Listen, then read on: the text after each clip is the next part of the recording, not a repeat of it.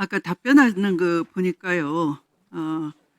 우크라이나에 우리 군을 보내는 것 참관단 이름으로 보내겠다라고 자꾸 얘기하시는데요. 이게 요청이 없어도 보내기 때문에 파병이 아니다 이렇게 말씀하세요. 요청이 없어도 보내는 거니까 파병이 아닙니까? 그게 아니고 요청이 없는데도 불구하고 우리의 필요에 의해서 우리의 보내는. 필요에 의해서. 그렇습니다. 네. 그러면 그것은 침략이라고 국제적으로 판단할 겁니다. 예를 침략이 들어서- 되는. 요청이 없는데 교전 지역에 두 쌍방이 싸우고 있는데 우리가 보내면 침략이라고 간주돼서 위험한 거죠. 그래서 요청이 없기 때문에 파병이 아니다 이렇게 말씀하시면 꼬리가 몸통을 흔든다라는 식으로 되는 겁니다. 그리고 또 말씀하시길 북한 1만 2천 명이 있는데 우리 또 가서 봐야 될 거 아니냐? 어떻게 무슨 무기 가지고 어떤 식으로 싸우는지 볼 필요가 있다 이렇게 얘기하시는데요. 그것이 북한과 우리는 정전 상태에 있어요.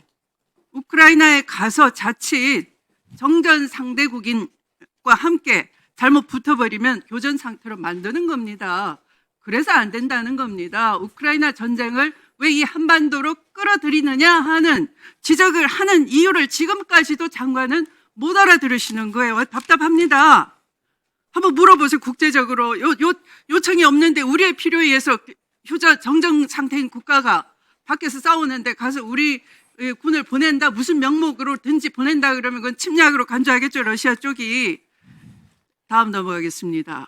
예측 불허한 트럼프 대통령이 돌아왔습니다. 우리 외교 안보에 큰 도전이자 위기라고도 할 수 있어요. 당면한 국방정책 3가지, 장관께서는 뭐가 도전이라고 보십니까?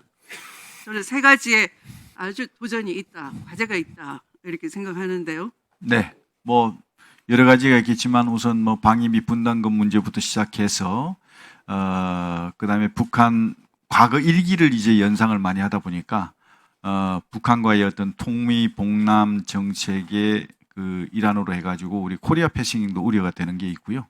또 여러 가지 뭐 지금 바로 말씀드린 네. 우크라이나 전쟁 종식 문제 이렇게 네, 북미 협상 재개 가능성, 우크라이나 전쟁 종식, 또 방위비 분담금 재협상 이렇게 3가지가 있다고 봐집니다. 그렇다면 아까 제가 자료 달라고 했는데 한번 보십시오. 대통령께서 태릉 골프장에 11월 2일 날 가셨어요. 그런데 저 7분마다 이렇게 배치가 되는 것인데 팀 배정이 되는 것인데 저 2개는 그날이 토요일 날 아주 골프 손님이 많은 날인데 대기가 많은 날인데 이례적으로 저건 극히 있을 수 없는 희한한 일입니다. 2팀이 배정이 안 됐습니다. 저게 바로 그날 대통령이 가셨다는 증거예요. 그런데 11월 2일 날 무슨 일이 있습니까? 대규모 시국 집회가 열리고 있었습니다. 그리고 11월 4일 주초에 시정연설이 예정이 돼 있었어요. 그러면 대통령은 이렇게 북미 협상 재개, 우크라이나 전쟁 종식, 방위비 분담금 재협상 등의 트럼프가 당선된다면 이런 3가지 중요한 도전 과제가 있고 그렇다면은 경제 안보를 점검하기 위한 회의를 개최하거나 국회에서 시정연설을 어떻게 하면서 준비를 하면서 국회에 어떤 협조를 얻어내야 되겠다. 이런 걸 설득하실 준비를 하셨어야 되는 것인데 저렇게 골프장 다닐 건 아닌 거죠. 지나가도록 하겠습니다. 자, 미국의 이 북한 김정은 초청 가능성이 언급되고 있는데요. 만약 그렇다면은 북미 협상이 재개되는 경우에는 트럼프 당선인이 제가 볼 때는 북한을 핵국가로 인정할 것 같지는 않습니다. 그러나 적어도 최소한도 핵이 있다는 사실 자체는 받아들일 것 같아요. 그러면서 핵실험과 추가적인 핵 개발을 중단 요구를 할 가능성이 있다고 봐집니다. 이럴 때 만약에 트럼프 대통령이 후보 수랑 연설을 하면서 야구 경기 보러 같이 가자 이랬어요.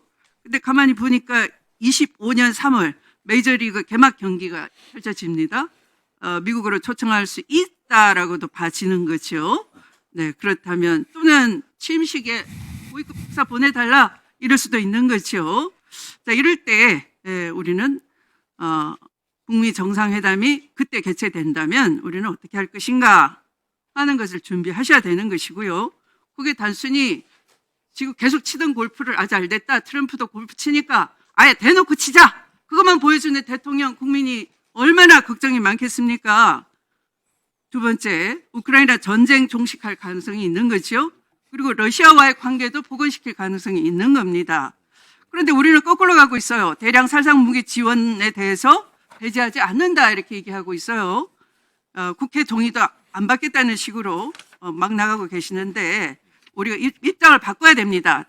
살상 무기 지원 절대 안 되고 군 파병 문제 절대 안 된다. 공식적으로 시급히 철회 선언을 건의하셔야 될 것 같습니다. 그렇게 하시겠습니까? 네, 잘 살펴보겠습니다. 네, 많이 답변이 양호해지고 계십니다.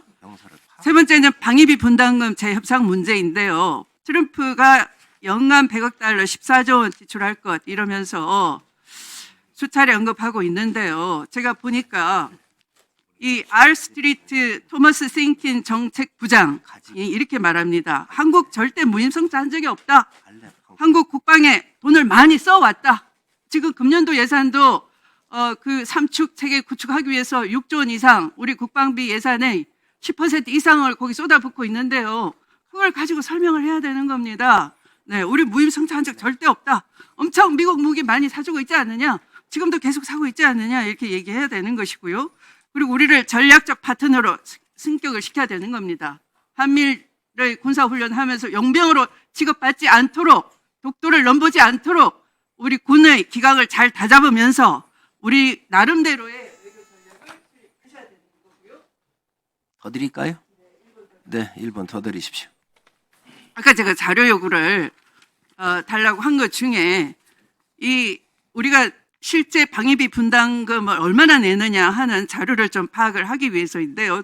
주시기 바라고요. 실제로는 우리는 2021년 기준으로 총 3조 4천억 원이 넘는 이 방위비 분담금 예산이 지원되고 있어요. 이걸 뭐 구체적으로 보자면 인건비 군사건설 군수 지원 1조 2천억, 통신선 연합 지휘 통제체계 사용 부동산 지원, 가투사 병력 지원 등 9천억 원, 무상공여 토지 임대료 등까지 합쳐서 세금 면제, 감면 비용 등 1조 3천억. 이거 다 합치면 3조 4천억 원이 넘는 겁니다. 그래서 이걸 가지고 제대로 우리를 방어해야 된다. 이렇게 말씀드리겠습니다. 마치겠습니다. 네, 추 의원님 좋은 말씀 감사합니다.